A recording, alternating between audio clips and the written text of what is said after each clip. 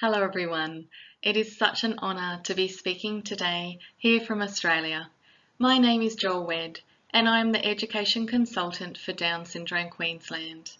Today's presentation is a reflection on the current schooling systems in Australia, the issues that we face with inclusion in education, and the benefits of inclusion for students with Down syndrome, their parents, and their teachers. My role at Down Syndrome Queensland is a varied one. I'm lucky enough to be able to go and visit schools in our region, to support schools across the state, and overarchingly to support teachers who have a student with Down syndrome in their schools, to advocate for the most inclusive learning environment possible in order for students with Down syndrome to maximise their potential. In Australia, we have what is known as a dual system of schooling for students with a disability. One option is for students to attend their regular mainstream school in their local area. The other is to attend what is known as a special school, which is a segregated school solely for students with an intellectual disability. This dual system poses many obstacles to full inclusion for a student with Down syndrome. Whilst the option for a special school remains, there will always be a mindset amongst some educators that a student with Down syndrome is better catered for in this special environment. For some parents, choosing a school for their child means that their choice is literally taken away from them as they are steered towards a special school, even if they don't want their child to go there, because they are told that their local mainstream school cannot cater for their child. This practice of denying education is called gatekeeping, and it is actually illegal within our Australian law. Shirley Pod recently conducted a survey of 745 families of children with disability in Australia and found that over 10% reported their enrolment in a mainstream school had been refused, and 28% indicated their attempt to enrol in a mainstream school had been discouraged. Traditionally, students with Down syndrome were only educated in a special school, but this shift towards a mainstream school, a fully inclusive school, is one that's happened within the last few decades, and we can thank the parents and the educators that have gone before us in order for this to happen. In Australia, there is no national alignment or consistency when it comes to inclusive education. This means that there's also a lot of confusion about what inclusion in education really is and really looks like. A lot of schools believe that they are being inclusive when in actual fact they sit more closely under an integration model. This infographic clearly shows the difference between inclusion, integration, segregation, and exclusion. Former Associate Professor of Education at Edith Cowan University, Robert Jackson, states, "No review could be found comparing segregation and inclusion that came out in favour of segregation in over 40 years of research." However, here we are in Australia, still not fully subscribing to an inclusion model in education. So let's clear up some of the confusion around inclusive education by looking at what inclusion is and what it isn't. Let's start with what inclusion isn't. Inclusion isn't a separate or special curriculum that contains a set of strategies and practices that teachers have to do. It isn't about streaming or segregating students by their ability level. It isn't allowing students to be included for some of the day and not for other parts of the day. It isn't allowing inclusion for students only when the student is able to keep up with their neurotypical peers. It isn't expecting the student to be independent in order for them to be included. And it isn't neat and tidy. So what is inclusion? Well, inclusion is all students together in general education classes all day, every day. with access to the curriculum on the same basis as their neurotypical peers. It's about students with a disability being known, accepted, and valued as members within their schooling environment. It's about valuing the differences amongst all students and about students receiving the support that they need in order for them to learn.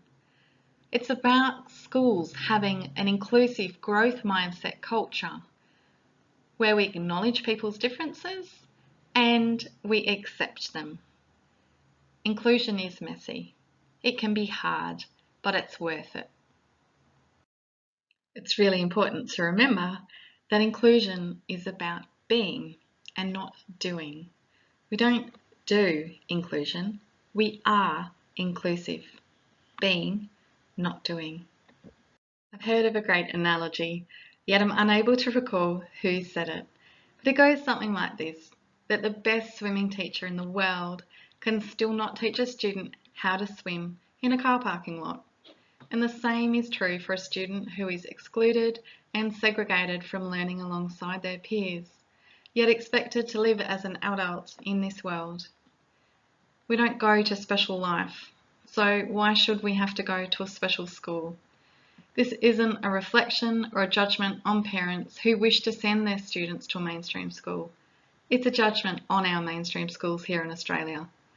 As stated earlier, for some families, a special school is the only choice they have left, as all other choices have been removed through gatekeeping practices.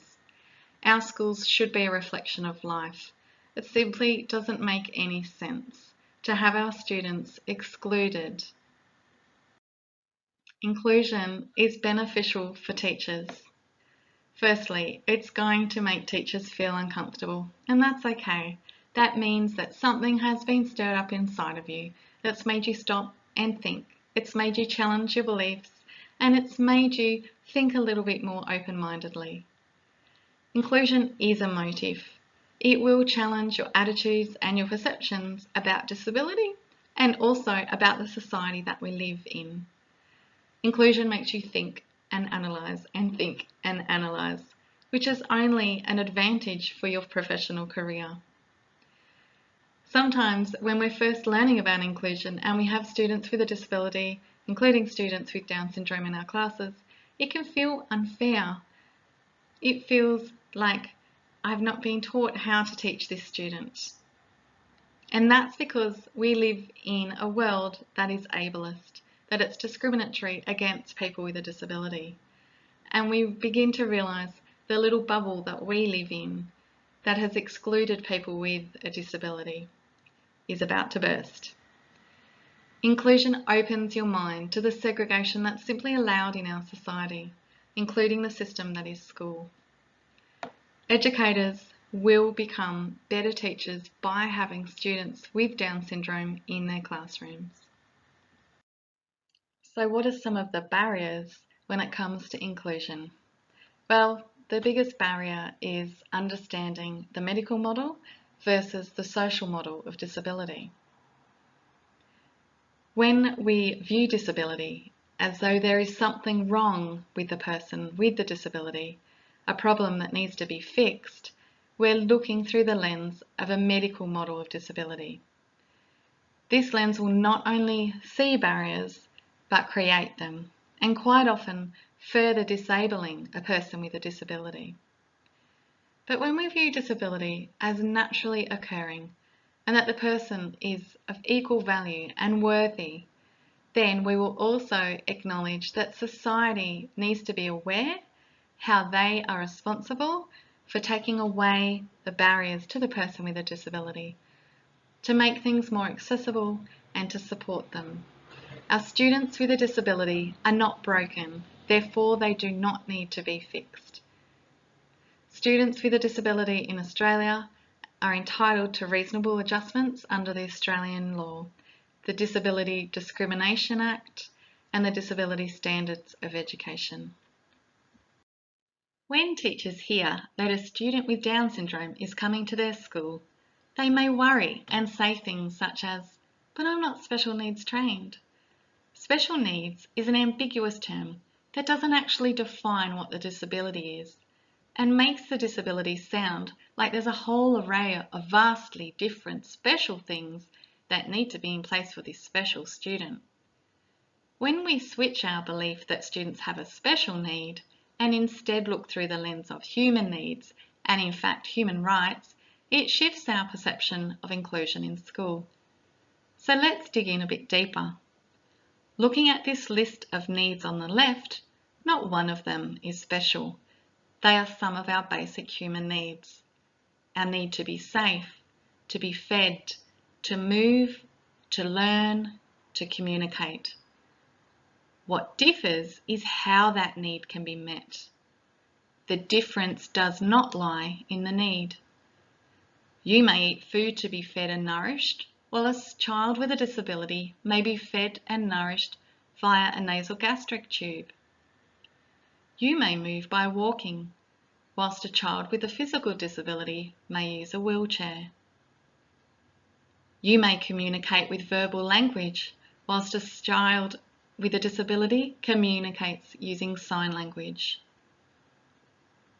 Again, it isn't the need that is special or different, it is how the need is met that can vary. All of our human needs are the same.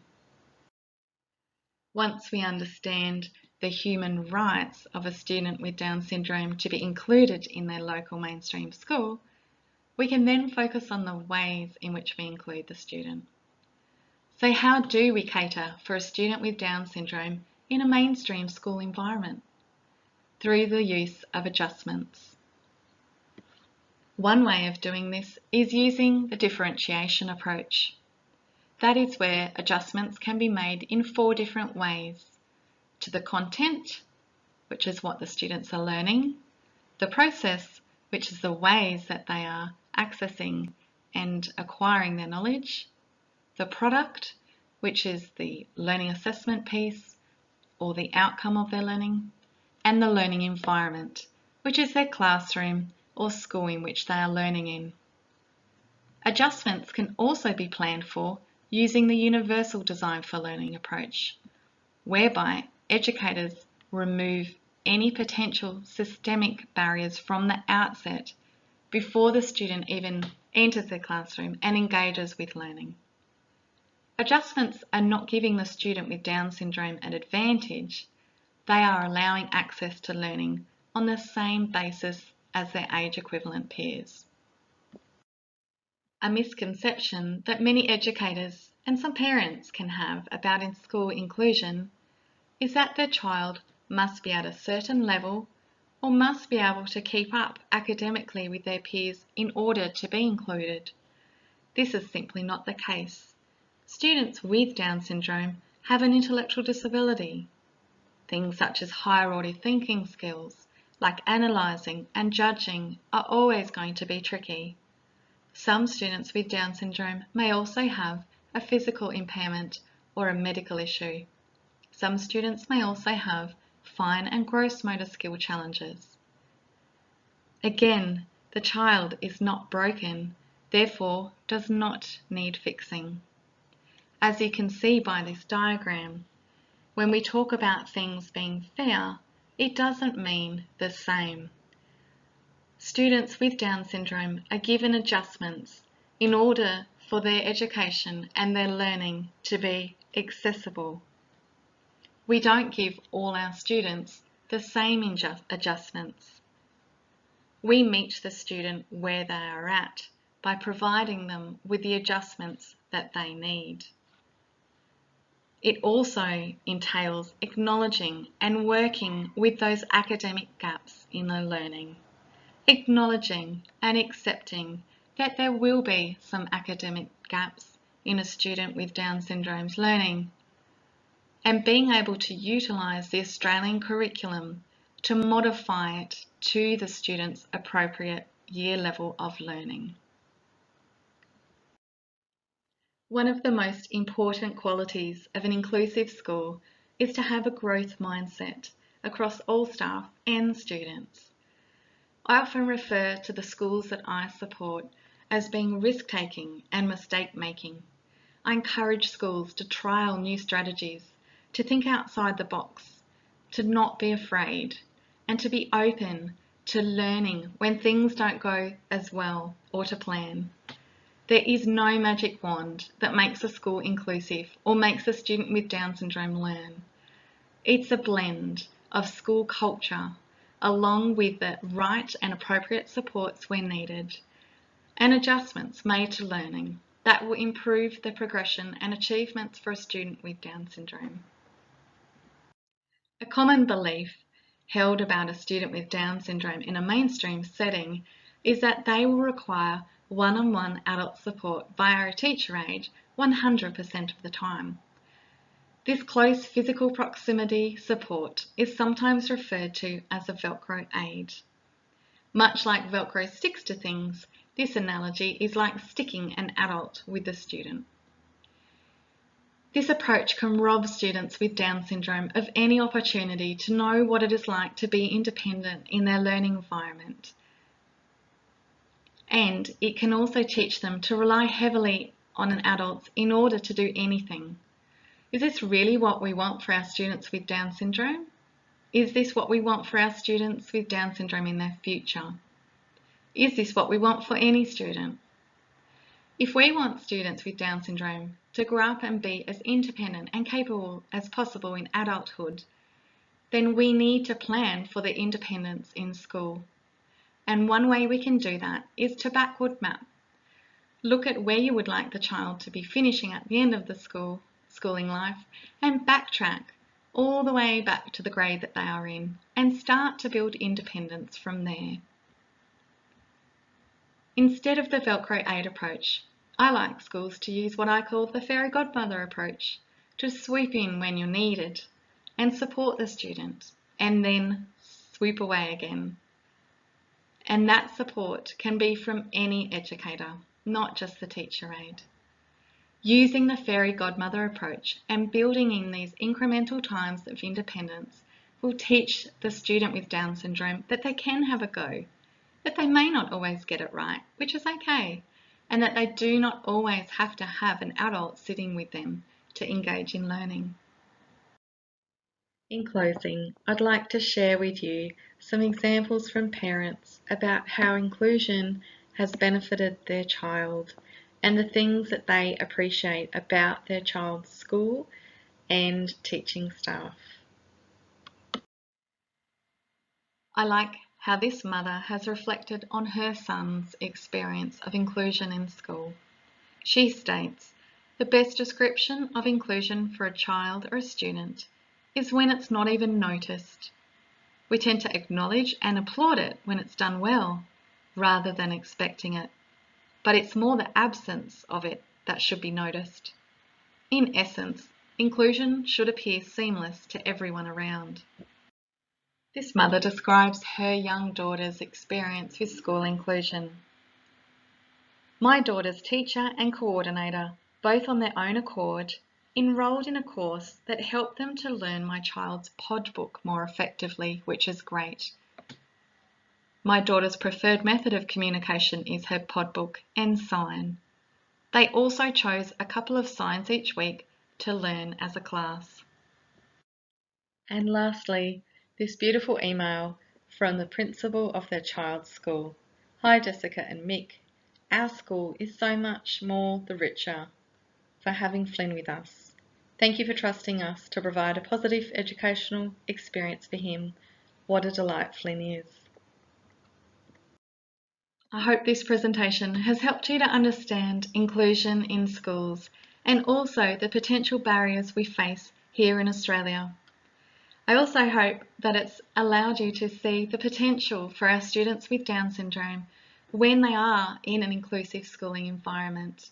I'm really looking forward to the future where all of our schools are inclusive and our students with Down syndrome are included. My name is Joelle Wedd, and it's been an honour again to speak with you all today.